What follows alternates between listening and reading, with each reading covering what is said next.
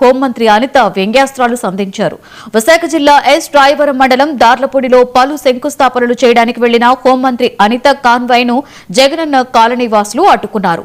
తమ సమస్యలు పరిష్కరించాలి అని కోరారు. ముఖ్యంగా త్రాగునీరు లేక ఇబ్బందులు పడుతున్నామని కాలనీ వాసులు ఆవేదన వ్యక్తం చేశారు. వెంటనే స్పందించిన అనిత ఆర్డబ్ల్యూఎస్ జేఈని పిలిచి సంక్రాంతి లోపల సమస్య పరిష్కారం చేయాలని ఆదేశించారు. అరకొరగా కాలనీలు ఇస్తే సమస్యలు ఇలాగే ఉంటాయని విమర్శించారు. ఆర్ఓ ప్లాంట్ పెట్టే విధంగా కృషి చేస్తానని అనిత హామీ ఇచ్చారు. దీంతో కాలనీ వాసులు హర్షం వ్యక్తం చేశారు.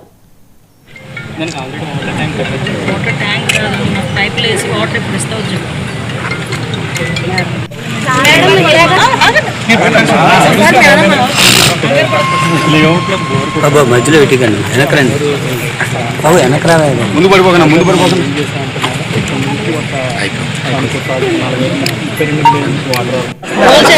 చూడండి